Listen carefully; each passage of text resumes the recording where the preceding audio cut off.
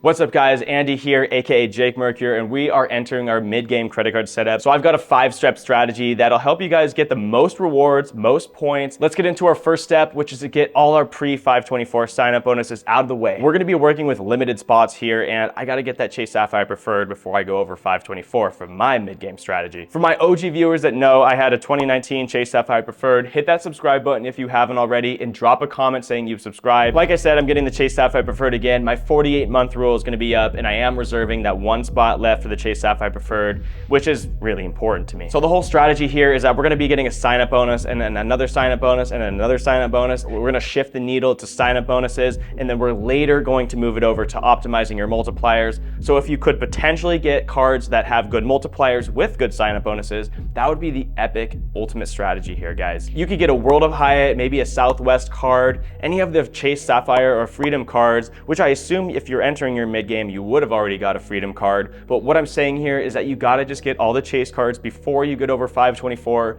because these are gonna be close together, staggered sign-up bonuses, and it's gonna be a little bit difficult. We're gonna have to wait a year before they start dropping off potentially, and I wanna say, let's just not get locked out of Chase before it's too late. I actually got some cards like the MX Gold with an excellent sign-up bonus, but that is in my post-524 strategy, which is our step 2. So I would recommend getting the Venture X here if you already haven't. This is a highly beginner-friendly premium travel credit card that costs $395, but hear me out, guys, it gives you $400 of value. So if you fly and spend $400 per year, it's gonna be free. There's a 10,000 mile anniversary bonus every year, as well as a $300 Capital One portal credit that you can use for hotels or flights or anything like that. This card gave me lounge access, a 75,000 mile point bonus that's worth over $1,000, and insane earning multipliers. Later in the video, I'm gonna show you guys exactly why optimizing your multipliers is important, so stick around for that. Many of you sharing your experiences in the comments below have said something about getting denied by Capital One because you have too many cards open. So we're gonna be placing this card earlier in our post 524 mid-game strategy,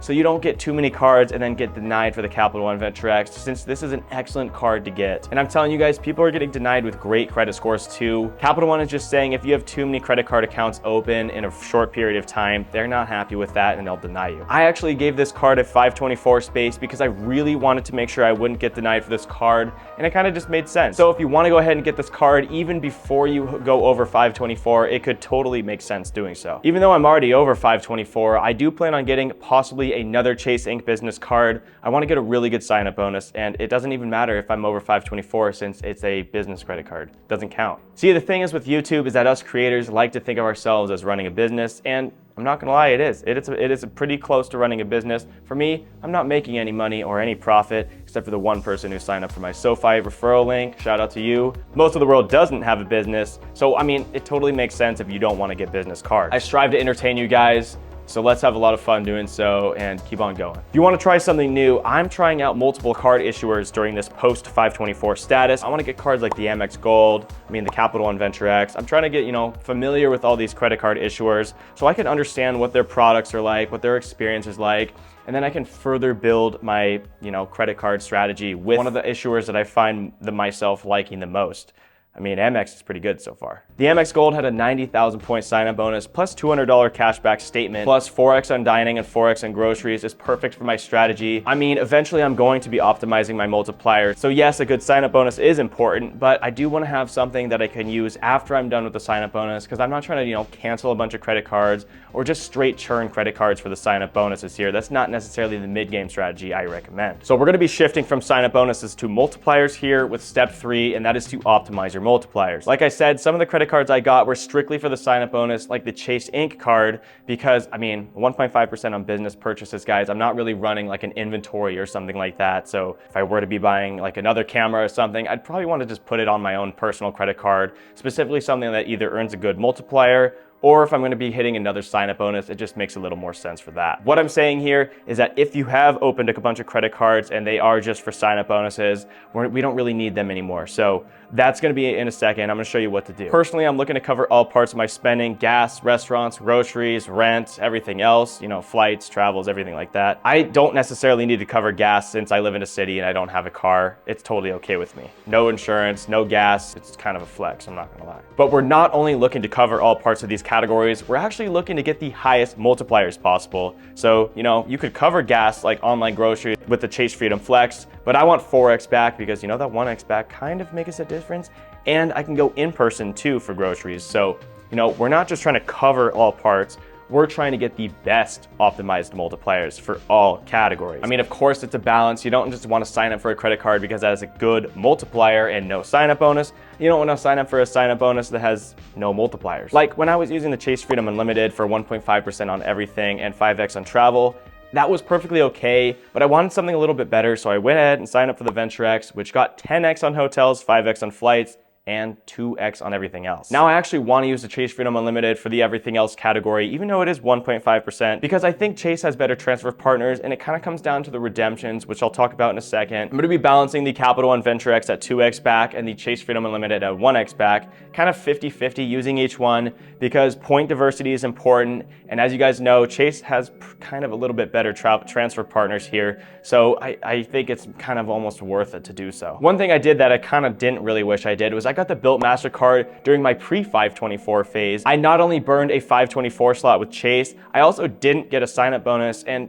since I'm trying to generate a lot of points right now with getting some sign-up bonuses, the Built MasterCard might have not been the best idea, and I would have saved it for the post-524 strategy or even into the step 3 optimizing multiplier strategy. Since it is kind of more of an optimizing multipliers card, since it's just got 1x back on rent and no sign-up bonus, I think it would have made sense if I would have waited a few more months to get this card. Maybe like, I got it in February, I probably would have got it later this year instead. I don't want to go too high over 524 because I want to stagger my drop-off, so if I have to get a credit card, and it's a super good deal on like a Chase card or something like that, I want to make sure that I can hop on that and I'm not stuck. And like I said, I'm going to be cutting cards that do not help me in the long term, which brings me to step 4. This is our strategy of cutting credit cards, guys. So we're going to use our optimized multipliers here to go ahead and figure out which credit cards are not necessarily generating the most points for us, and we're cutting them, guys. It's over. It wouldn't really make sense to keep like the Amex Business Gold card, for example, if you already have the Amex Gold card, because the business version doesn't necessarily get anything better, and it kind of has a lot of overlap with the regular gold. Plus, it has that huge $250 annual fee, I believe. So you're going to be overlapping annual fees and multipliers here. And so after you get the sign-up bonus on a card like that, it doesn't really make sense for most people to keep it. Not saying go ahead and get the business gold, just turn it out and cancel it. You don't want to establish a bad relationship with Amex, but if you know exactly what you're doing, I'd say that's more of like an end game strategy. And I want to say you can cancel cards with no issue, as we are the consumer playing the game. We are the ones that are able to make the decisions here. And I actually canceled my 2 oldest credit cards in this video here with little change to my credit score. It actually increased over time. Yes, you're going to be losing the credit utilization there because it's going to be dropping a little bit of your overall credit, but the average age sticks around for 7 years as it remains on your credit report. And then yes, after 7 years, the credit card will disappear. We're going to be opening up all these credit cards that'll all age together as they get older. And it doesn't necessarily mean like you're going to ruin your whole average age of credit by getting rid of 1 or 2 or even 3 credit cards. I have a 760 credit score, and I did cancel 2 of my oldest credit cards, and I'm pretty proud of doing so. So now that we've got all of our Chase cards, we've got some extra cards outside of 524, we've optimized our multipliers, and we've canceled any extra cards that we don't need, we are in a really great position, guys, and it's time to start traveling and buying extra good redemptions. So if you're on team travel just like me, I got a travel set up. I want to figure out how to use a lot of these redemptions, as keeping points for a long time just doesn't make a lot of sense. If you're on team travel with me, leave a comment below and hit that subscribe button, because we're a team travel channel. You can also have a cashback redemption plan. That's totally perfect, but you can generally follow something in this video and you'll get some value, I believe. First, we need to learn how travel redemptions work and how these point values work, because that's kind of going to be what we're going to be working with all our hundreds of thousands of points from the sign-up bonus. A lot of people like to fly first class, business class, maybe even get a hotel.